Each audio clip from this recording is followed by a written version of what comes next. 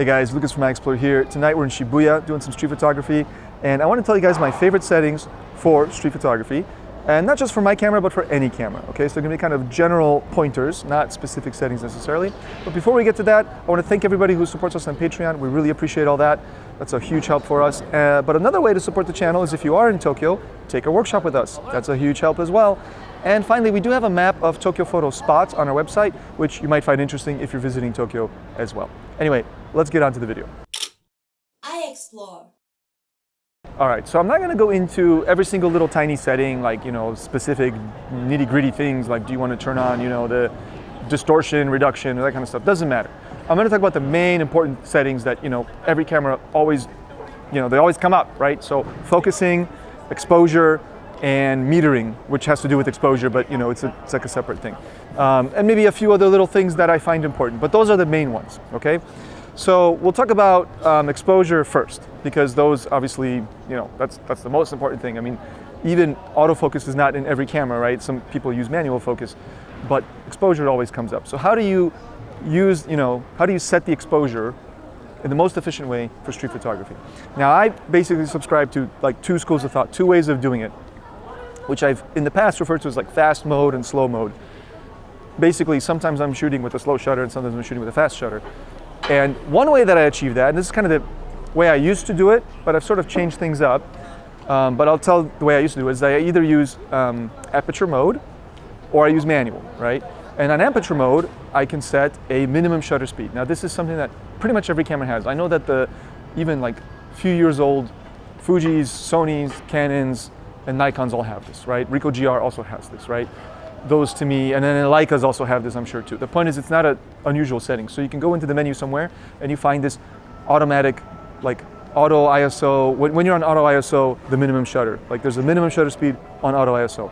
For example, I'm pretty sure that's what Sony calls it. They say like auto ISO min SS, right? On the Nikon, it's just the minimum shutter speed setting. The point is, when you're on aperture mode and you're also on auto ISO, then you can set a minimum shutter, which the camera will use as the trigger for raising the ISO. So for example, I, for a long time, would subscribe to the idea of using 1/250. So I would set my minimum shutter speed to 1/250, and then as the light got darker, the camera will raise the ISO up to the maximum, which I would also set, which for me, these days is 6400. And the camera will only raise the ISO if that minimum shutter speed is being hit. So if the shutter speed is going down and hits that 250, then the ISO will rise. And when the ISO is at the max, 6400, then only then will the shutter speed go below the minimum. So, and that way it works really well, and I've shot like that for years. But, and when I wanted a slower shutter, I would switch over to M, but keeping the auto ISO on, so it's always auto ISO. And then on M, I could choose whatever shutter I want, and I would usually keep it on a slow one, like 1/50. So that by switching from aperture mode to manual mode, but keeping auto ISO, I would go from like 250 to 50, right? Fast mode, slow mode. But these days, and I probably should have done it like this from the beginning, but I just found that way to be faster, to switch from A to M really quick, because you're going straight from 50 to 250. But these days I tend to use even faster shutter speeds, and I just find it faster to just switch the shutter speed, with the dial, okay? That's what I prefer these days. Both ways are fine. So these days, I don't really care about the minimum shutter speed anymore, although I still think that that's useful. But I just put it on M, and I choose, say, a 500th of a second. I tend to go faster these days because I tend to shoot things that are faster moving, like people more up close, and I want to freeze the action. So I do a 500th. I set my aperture to whatever I need, which at night is usually wide open, 1.4 on this lens, but f2 on a different lens, or 2.8 on zooms, whatever. And then the ISO is still always on auto with a maximum of 6400. So yeah, that's the exposure setting in a nutshell. And then from there, I use the compensation dial to decide if I want the photo to be a little bit brighter or a little bit darker, because the ISO is still on auto, which means ultimately the camera is responsible for the meter and not me, because I'm not shooting full manual, which would be manual, shutter, aperture, and ISO. Okay, so yeah, so compensation. But nonetheless, this is where the metering comes in, because I'm using the auto ISO, and so the camera does have to meter, the metering mode that I'm using does matter. And so I really avoid using the metering modes that are too specific. So I don't use spot metering, I don't even use center weighted metering. And I even don't like these, like what Nikon calls matrix metering, or other people call multi-segment or evaluative metering. I'm not a fan of these modes because they are too unpredictable, right? Like the camera, like on the evaluative or matrix mode in the Nikon, the camera's putting some weight to the subject, or it's deciding, okay, well, here's the face, so I'm going to meter more for that face or something like that. And I don't like that because it's just hard to understand what's it going to do in particular situations. Like, what if there are two faces? Is it going to, what's it going to meter for, right? So I like to use the most like average mode. So on the Nikon, there is a way to set an average metering mode. It's actually hidden because you have to first choose center weighted, and then you can customize the center weighted to be actually the full frame average. I don't know if every manufacturer has that, but I've seen it in other ones. I know it exists. But if you don't have the average, just use the like multi-seg, evaluative, matrix, whatever. The point is you want to give as broad of a metering as possible, because then you can be predictable, or the camera can be predictable, and you can predict what it's going to do, and you can say to yourself, okay, I'm shooting in this environment where there's like a lot of backlighting, overexposing, like, let's go over there, like shining into the camera, and the camera's likely to then underexpose that because it's going to expose for the highlights. Or vice versa, if you're shooting in a very dark environment where there's a lot of shadows and stuff, the camera's more likely to overexpose for that. So either way, if you can kind of predict and say, okay, the camera's more likely to overexpose or underexpose in this case, and then you can go -1 on your compensation or +1 or whatever is necessary. And again, I find that easier to kind of learn and pick up and kind of understand what your camera's going to do if you have a consistent metering mode, or I should say a metering mode that meters consistently, right?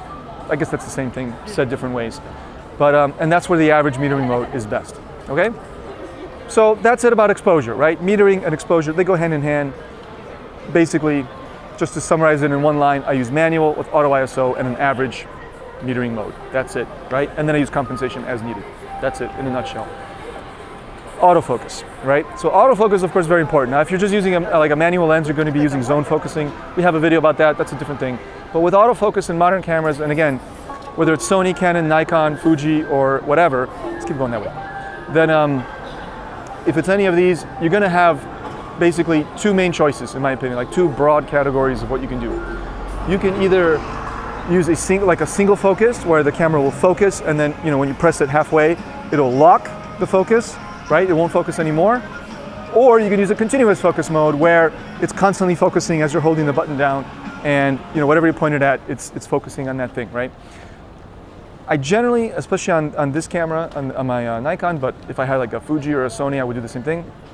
I would use a continuous focusing mode for street photography. But more than that, I would use a tracking mode, meaning a mode where you start off with like a little, point, like a single point selector, which I usually just leave in the middle. You put it on the subject, and then after you do that, it'll track that subject. Or the subject doesn't move, but you can move the camera and it'll track, it will keep the focus on the subject as you change the frame. And I love this because it allows you to do basically single focus, and I'll get to how in a second. But in the same time, it allows you to have, continuous focus, which is useful for certain situations. I don't like to switch focusing modes. I leave it on the same mode forever. So on the Nikon, they call this 3D tracking. But again, Sony's, Fuji's, they all have this mode. This isn't meant to be a tutorial video where I explain how to reach each mode, because I don't own these cameras. But having taught, hundreds of workshops with all kinds of people here in Tokyo who bring different cameras, we were always able to find these modes in your camera. So I strongly encourage people to use the tracking modes. I think they're underutilized. I think a lot of people, when I showed it to them on the workshop, we kind of put it on their camera, they're like, wow, I've never used this. And they have like brand new cameras like Fuji X-T5 and Sony A7R IV or whatever. Like, they have these great tracking modes, people are not utilizing them. Now, however, with a tracking focus mode, there is one caveat, and that is that sometimes you don't want to track. Like if you focus on something and you stop focusing on it, like you let go, but then you want to take another photo, well, now you gotta like focus on it again, hope it tracks again. Like, maybe the focus was already correct. Why focus a second time?